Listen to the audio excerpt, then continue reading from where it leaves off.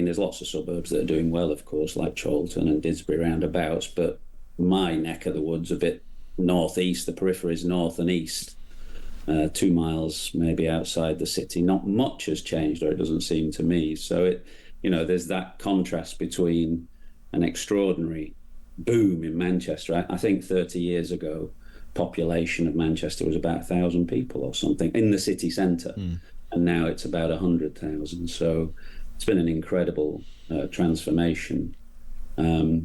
But, in the peripheries, at least not all the peripheries have benefited from it. Have a look at the Times notebook. This is the section of the paper where Times writers reflect and perhaps consider and muse even on several issues that they've been pondering through the course of the week. Mike Atherton is cricket correspondent of the Times, and he's been writing the paper's notebook column today, looking at the transformation of his home city, one very much in the news recently, Manchester. Good morning, Mike. Morning, how are you? Yeah, very well. It's great to speak to you.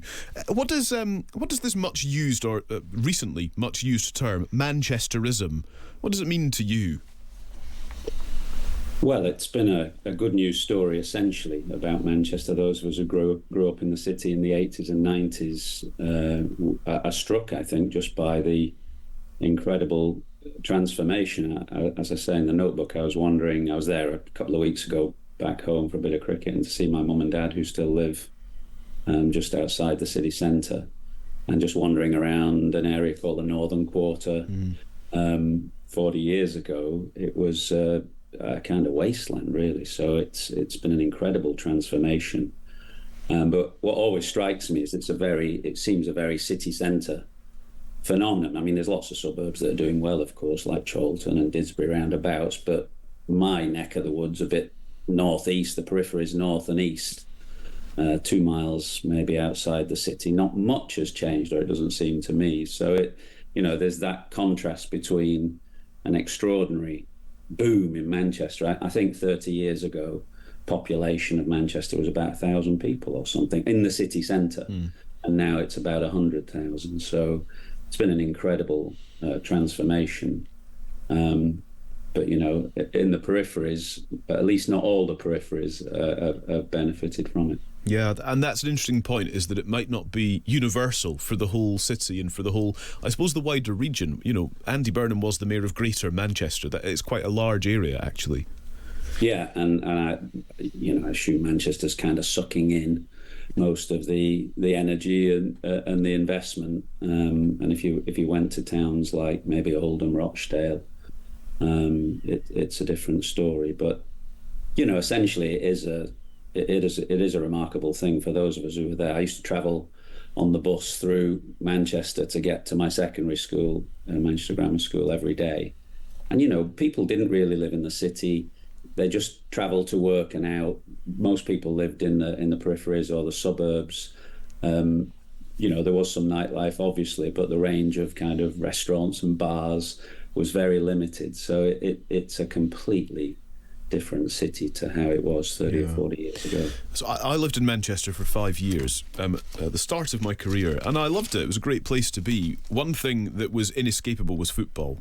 At every turn, at every point, every day, it was inescapable. It is baked in a way that I hadn't experienced before. Perhaps you might get it, I guess, somewhere like Glasgow, probably Liverpool a bit as well, these sorts of places. But Manchester, it seemed to flow in the canals, and it was on the trams as they rumbled through the city as well. It was just everywhere. Completely. And of course, I speak as somebody who had a career in cricket and writes and talks about cricket for a living. And in fact, when I was at Lancashire, which was kind of mid-late 80s onwards, you wouldn't say that there was the United players were much better known than we were, but we used to kind of knock around with them a little bit. There wasn't that much difference, actually, between the recognition given to Lancashire cricketers and United footballers. But now it's of a different scale completely. And as you say, it is a football city, and the rivalry with City has grown acute because obviously there's been investment in Man City, and that's been a transformed area as well, actually, around the Etihad, and that's a transformed club as well. Yeah, and it's interesting because Andy Burnham very much comes across as you say in the notebook, as a proper football man. So despite the fact he doesn't back a Manchester team, there's a respect.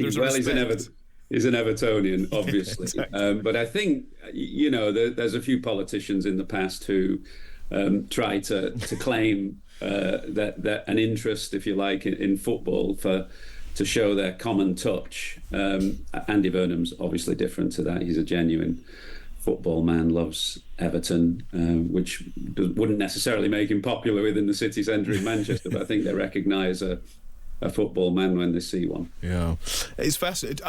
Do you miss Manchester as a result of your kind of recent visit and these reflections that you've got in the notebook today, Mike? What is it about it? Does it still have a draw to you, a sort of calling to you, I suppose?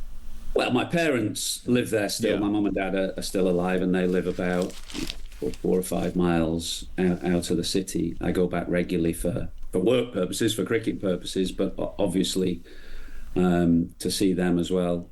And many of the friends from my local cricket club, I played cricket at a club called Woodhouses, and those friendships go back 40, 50 years, and they're still, a lot of the guys are still in that same area. So it does have a draw. Manchester has a unique kind of energy and spirit and vitality. I think most people who come from there would recognise that. And even if you move away, which is what I've done for the last 25 years or so, you never forget where you're from. And if people say to me, who are you? I always kind of say Lancastrian first, Mancunian second, and then whatever else follows. Yeah, fair enough, Mike. Great to speak to you this morning. Thank you so much. Thanks for joining us. Okay, no problem. That's Mike Atherton, cricket correspondent of The Times, who's written the paper's Notebook, Reflections and Observations. Go and have a little read at thetimes.com.